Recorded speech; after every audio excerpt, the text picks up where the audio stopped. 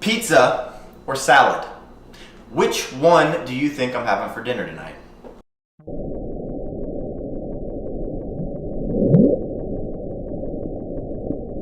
This noise perplexed scientists for over a decade. That noise was heard by the National Oceanic and Atmospheric Administration, or NOAA, in 1997, and it bewildered researchers for years. The sound was heard in a very remote portion of the Pacific Ocean near the southern tip of South America and was detected by several hydrophone arrays. Hydrophones are essentially underwater microphones, and the NOAA had several series of them set up autonomously to capture mysterious sounds just like this. The first autonomous array was used in the Cold War to detect Soviet submarines. Usually, researchers would use the sounds recorded to learn about seismic activity and marine animals. But the mysterious bloop was something different. The NOAA described the noise as rising rapidly in frequency over about 1 minute and was of sufficient amplitude to be heard at a range of over 5,000 kilometers, or 3,000 miles, from its origin. If it originated from the central United States, you would be able to hear it at the northern tip of Canada or all the way down in Colombia. This was a massive noise. The NOAA's chief researcher at the time, Dr. Christopher Fox, didn't think the origin of the bloop was man-made, nor that it was a result of a volcano or an earthquake. Fox believed that the audio profile of the bloop resembled a large living creature, a creature that makes a deafening bloop sound. Even with this assumption and the gathered data, Fox stated that the source would remain a mystery primarily because the amplitude of the noise far exceeded the capabilities of any known animal on Earth. Researchers began speculating that the noise may have been a result of ice calving in Antarctica, but many still held on to the idea that it was made by some creature, including the NOAA's lead researcher, Dr. Fox. This lingering hypothesis led to years of speculation by the public, and even led to the animal theory coming to a scientific consensus in 2002. Still, researchers continued to question the noise. As scientists continued analyzing the spectrogram of the bloop, they started to match up key points with similar spectrograms of icequakes recorded elsewhere in the world. The idea that the bloop came from animal origin slowly crumbled as researchers matched up much of its spectrographic variability with observances in other ice calving events. Oceanographer Dr. Yunbo Ji noted that the waveforms of the sound's origin could have easily been influenced by angular frequency-dependent radiation patterns associated with antisymmetric mode motion of ice cover. In plain English, the bloop sound could be a result of the original noise being distorted as it propagated through ice cover. By 2012, the idea of an animal that would have created such a sound faded, and the scientific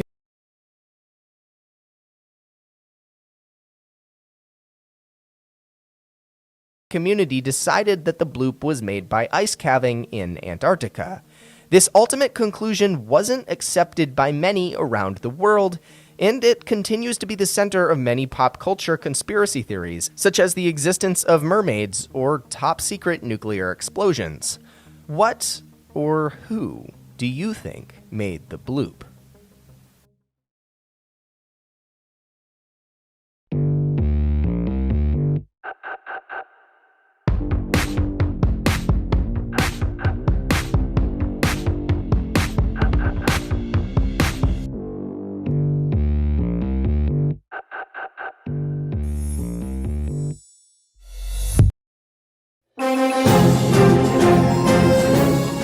Did you just hear something strange? I think I did.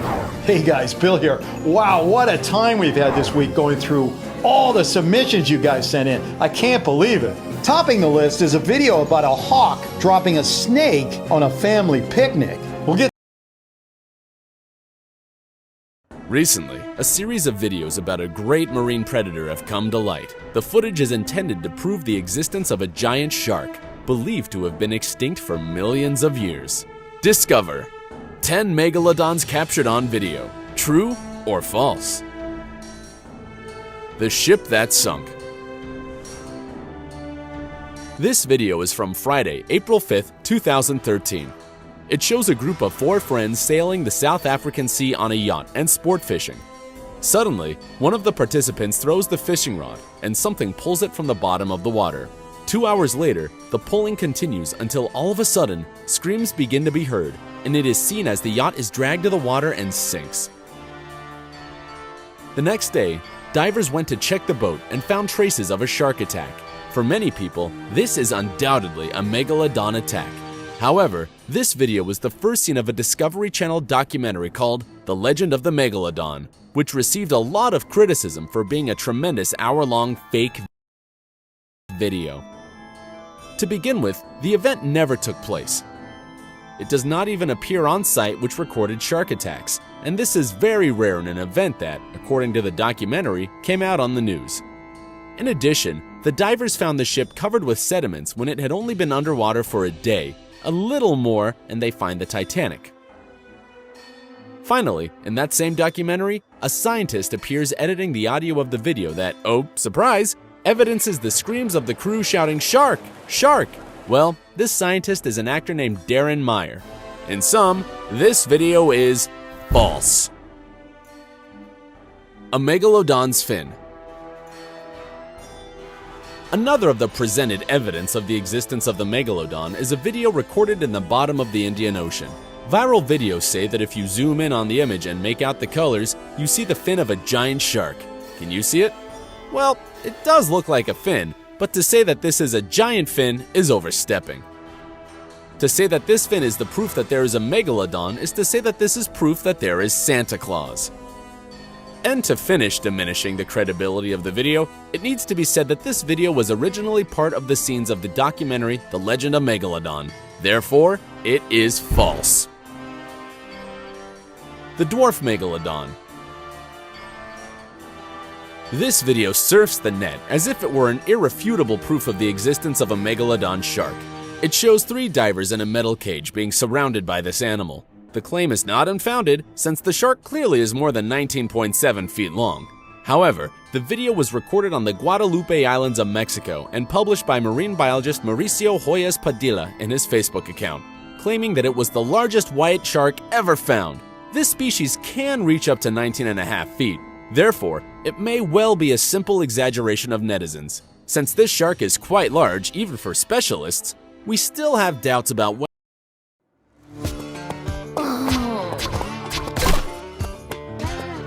whether it is a new species, although for it to be an adult megalodon, it's at least 26 feet short. Result? Possible. The spotted megalodon. This video shows what appears to be another species of megalodon. The giant animal appears to be following the camera and trying to gobble the leg of a diver. The shot pulls away and it looks like it tries to eat it, but it doesn't, despite the size and strength it has. This is because it is not a megalodon. It is a whale shark, the largest class of shark in existence. It usually feeds on plankton, which makes it strange for it to attack the swimmer, but it explains why it does not kill him. The video is 100% real, but a megalodon, we don't know. It really looks false. The glutton megalodon. This viral video shows a whale surfing the seas on a full moon night when suddenly it is attacked by a megalodon. Due to the size, there is no doubt that it is a predator bigger than a shark, and therefore it is a proof of the existence of this animal, were it not for the fact that Discovery Channel made them for the sequel of their